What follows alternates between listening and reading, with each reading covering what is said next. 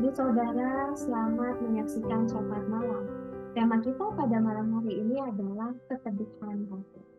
Bapak Ibu Saudara, ketika menghadapi persoalan yang besar, yang pelik, yang membuat kita sesak, bahkan tidak bisa bernafas, kerap kali tubuh kita memberikan sinyal.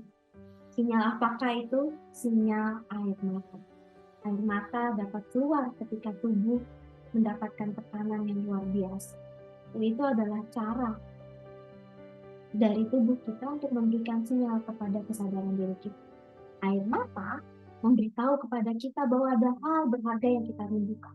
Air mata memberikan sinyal ada sesuatu yang kita butuhkan, atau ada sesuatu yang dilanggar yang mungkin menyakiti perasaan kita dan membuat kita menangis, membuat kita mengeluarkan air. Air mata juga bisa menjadi cara yang mengingatkan kita pada sesuatu yang berharga yang kita miliki dan kita jaga, serta kita syukuri. Namun Bapak Ibu Saudara, seperti yang pertama saya katakan, air mata adalah juga cara tubuh melakukan detox tekanan jiwa yang merusak. Ketika ada tekanan yang luar biasa, ketika tubuh kita sudah tidak bisa lagi menahannya, maka air mata menjadi cara yang mendetoks agar tekanan jiwa yang rusak itu kemudian dapat terilis. Dan buat saya, air mata adalah cara ajaib dari Tuhan yang menolong agar jiwa kita tetap sehat dan waras serta berfungsi dengan baik. Itu sebabnya Bapak Ibu Saudara, ketika sehabis menangis terseduh-seduh berjam-jam lamanya, kemudian ada ketenangan karena kita telah merilis segala perasaan negatif dalam tubuh kita, dan kemudian itu yang membuat kita akhirnya juga tertidur. Biasa habis nangis tertidur. Tapi Bapak Ibu Saudara, air mata membawa kepada keteduhan. Air mata menjadi cara agar jiwa kita tetap tenang, agar jiwa kita tetap waras. Nah, air mata, air yang menjadi cara Tuhan menolong kita mendetoks dari tekanan jiwa yang merusak, juga mengingatkan saya dengan air laut. Ketika mencari di YouTube lagu-lagu yang menenangkan jiwa, paling sering muncul adalah suara air laut. Air laut menggambarkan keteduhan. Air laut menjadi gambaran ketenangan jiwa. Dan itu mengingatkan saya ketika saya kecil, orang tua saya mengajak liburan ke pantai dan kami menyewa sebuah perahu untuk sampai ke tengah pantai. Di tengah pantai itu kemudian tampak air yang biru dan sangat dalam. Semakin biru katanya semakin dalam, semakin jernih semakin dalam laut. Nah, menariknya Bapak Ibu, ketika sampai di tengah laut, biasanya harus air tidak terlalu keras. Itu menjadi air yang tenang. Namun ketika kakak-kakak saya berenang di tengah laut yang lebih dalam tersebut, rupanya arus air itu tetap terasa. Nah, saya mengingat juga bahwa ada olahraga selam yang terbagi dua, snorkeling dan diving. Snorkeling biasanya hanya di dasar permukaan laut dan hanya beberapa batas meter kedalaman laut gitu ya. Berbeda dengan diving. Diving mengupayakan atau mengusahakan latihan yang lebih keras, mengatur nafas, membangun kekuatan otot perut dan lain sebagainya. Karena apa? Karena ketika diving itu dilakukan, mereka sedang melawan arus yang kuat di dalam kedalaman air itu. Apa yang ingin saya sampaikan adalah bahwa di dalam air laut yang tenang dan dalam itu ada daya yang sangat kuat. Nah, di dalam Pengkhotbah pasal 3 ayatnya yang ke-6 di sana dikatakan, segenggam ketenangan lebih baik daripada 2 genggam jerih payah dan usaha mencari air.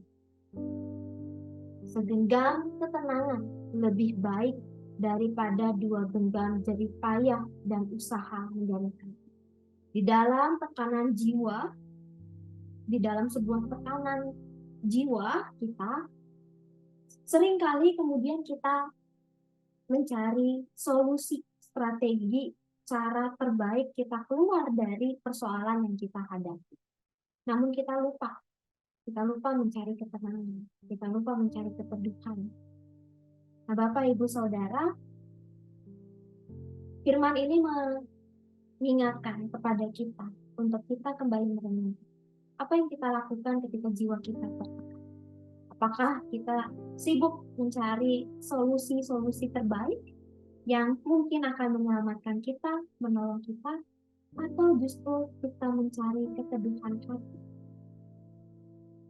Keteduhan hati yang lebih baik. Karena apa? Karena di dalam keteduhan itu, pikiran kita bisa lebih jernih. Perasaan kita bisa lebih tenang. Kita bisa berpikir dengan lebih jernih. Nah, Bapak, Ibu, Saudara, ada sebuah nasihat yang masih saya ingat sampai hari ini. Bukan soal air mata yang kita curahkan seberapa banyak dan bagaimana, tapi kepada siapa dan apa kita mengekspresikannya. Itu yang lebih penting. Air mata memberikan kita keteduhan hati karena itu dapat merilis segala perasaan kita. Tapi kepada siapa kita mau mencurahkan dan kapan kita mengekspresikannya? Tentu kita tahu jawabannya. Curahkanlah kepada Tuhan. Kapan? Di saat kita dapat berdiam bersama dengan Tuhan. Karena ketika kita mencurahkan tangis kita di dalam Tuhan, di saat kita bisa berdiam bersama dengan Tuhan, di dalam kedalaman itu, di dalam keteduhan itu, kita dapat menemukan daya yang lebih kuat. Daya yang menolong kita, bukan hanya mencari solusi terbaik untuk persoalan kita, tapi juga berjalan bersama Tuhan di dalam kehendak. Bapak, Ibu, Saudara, maka jika ingin menangis di dalam tekanan yang saat ini dihadapi, menangis. Tapi menangislah dengan orang-orang yang memang akan memberikan ketenangan kepada kita. Menangislah juga di dalam Tuhan yang membawa kita ke dalam keteduhan, yang justru memberikan daya yang lebih kuat untuk kita bangkit, bangun lagi, dan berjalan bersama. Mari kita berdoa.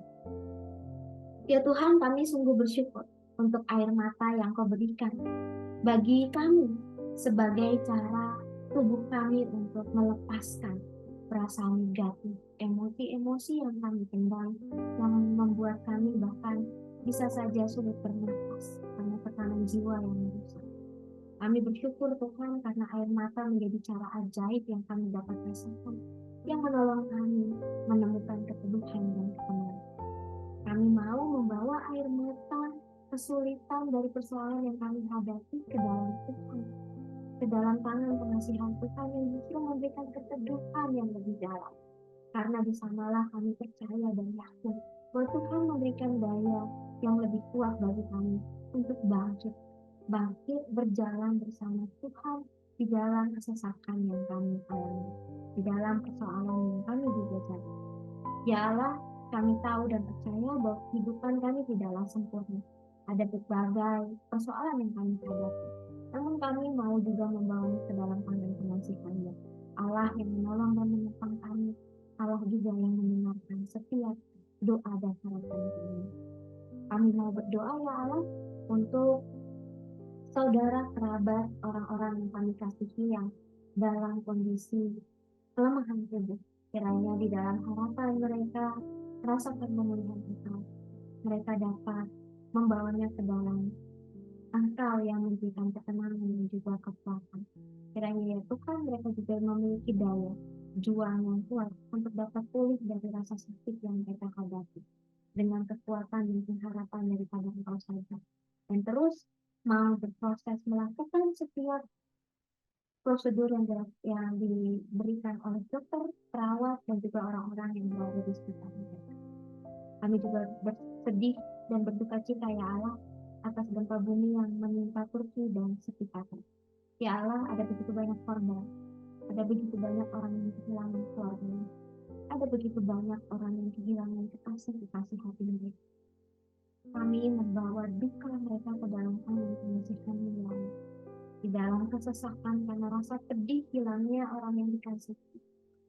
Kami percaya bahwa Engkau adalah hadir bersama-sama dengan mereka. Kau adalah Allah yang memberikan mereka pada terus berkata dan kiranya Tuhan melalui kehadiran orang itu sekitar mereka dapat merasakan cinta kasih-Mu yang merengkuh luka dan duka mereka. Kami berdoa untuk bangsa dan negara kami. Kiranya Tuhan di dalam kedaulatan yang diberikan, yang dipegang oleh para pemimpin kami, mereka dapat menggunakannya untuk kesejahteraan. Kiranya mereka dapat terus memulihkan bangsa Indonesia agar menjadi negara yang lebih baik lagi, yang lebih bisa memanusiakan manusia, meratakan kesejahteraan bagi rakyat. Inilah doa kami ya Tuhan yang kami naikkan hanya di dalam nama Tuhan kami Yesus Kristus, Tuhan dan Juru Selamat kami yang hidup. Amin. Bapak, Ibu, Saudara, syafaat malam telah selesai. Namun, teruslah nantikan syafaat-syafaat malam berikutnya bersama dengan pendeta-pendeta kesayangan kita dari GKI Jatim Indah. Tuhan memberkati.